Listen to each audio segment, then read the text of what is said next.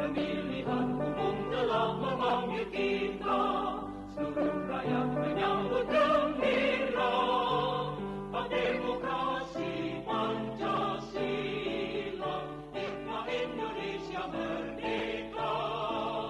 Pilihlah wakilmu yang dapat. Saya akan mundur sedikit, ada yang kelewatan. Sistem pemerintahan kita di Indonesia ini sistem trias politika.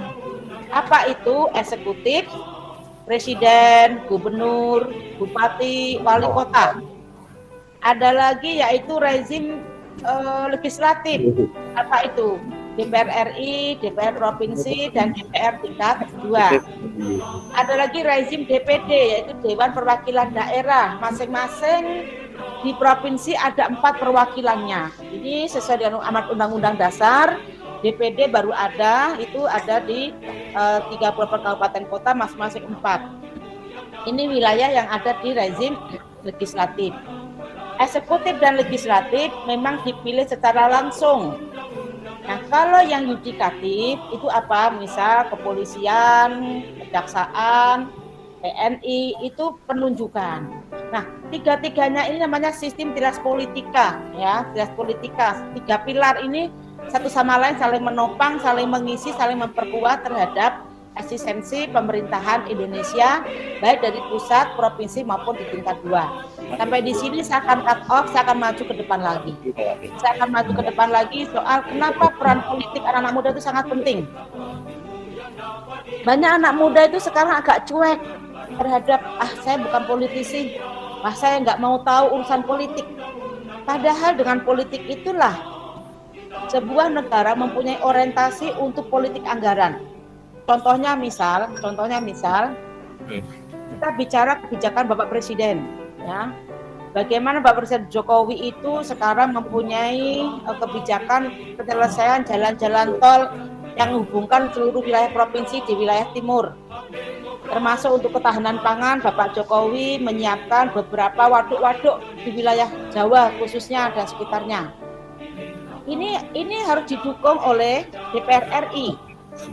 Nah, itu namanya adalah politik anggaran. Bagaimana kalau kemudian tidak mempunyai orientasi untuk mendukung, maka kebijakan itu bisa tidak berjalan secara maksimal.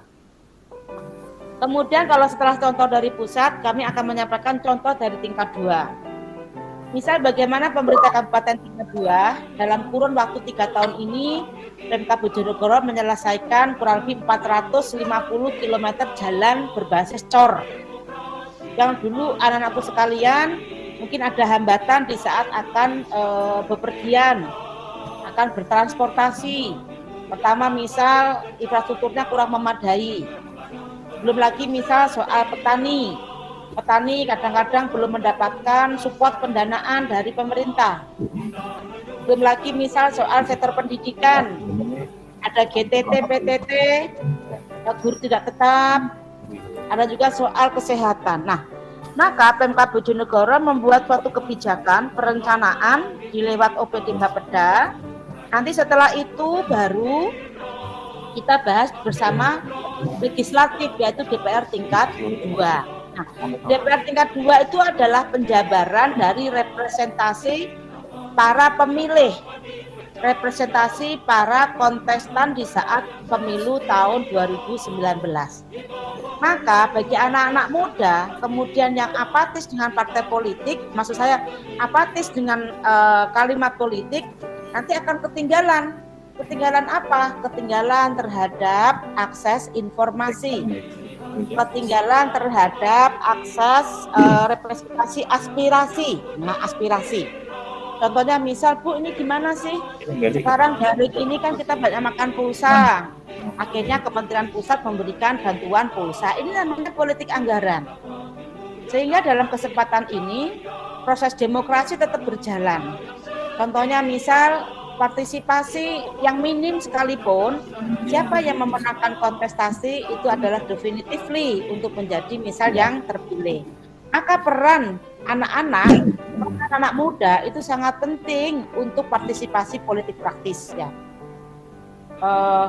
Itu yang kedua. Yang ketiga, kenapa ada KPUD, kenapa ada Banwaslu? Nah, di dalam sistem pemilihan artinya ada kompetitor,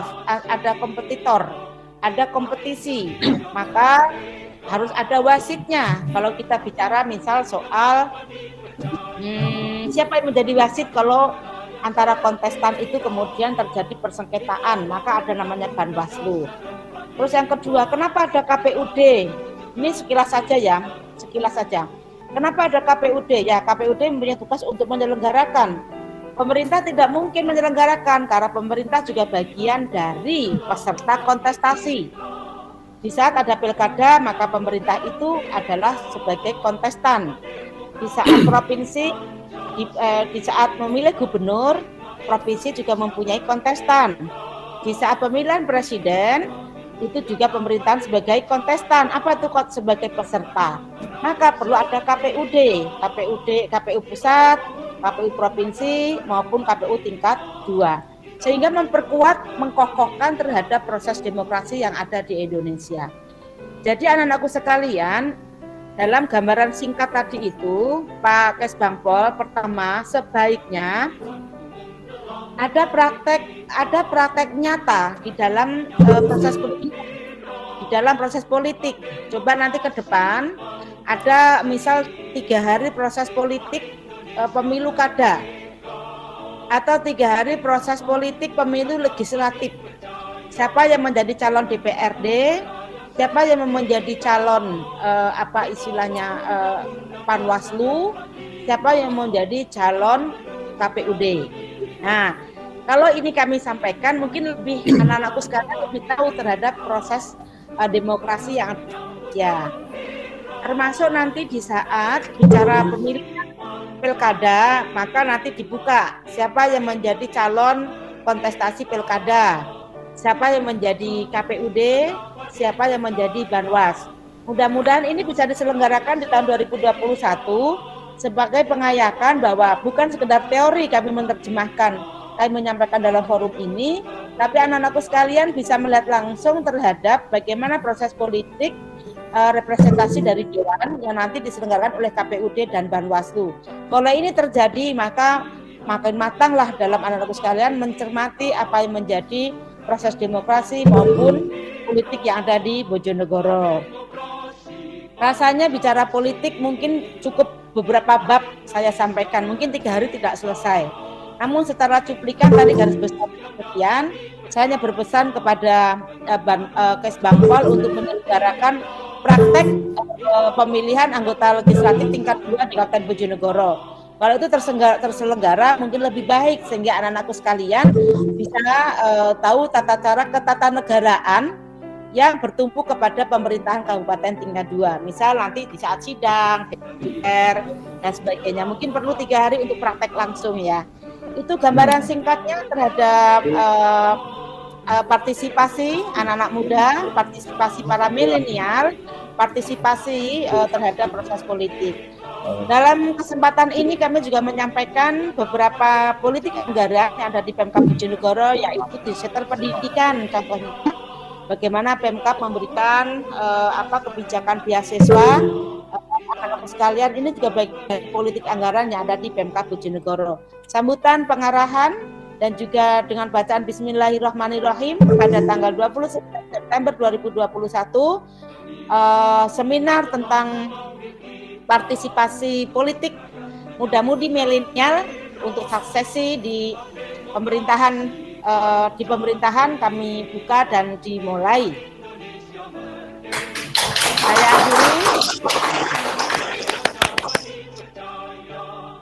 Saya akhiri. Wassalamualaikum warahmatullahi wabarakatuh. Waalaikumsalam warahmatullahi wabarakatuh.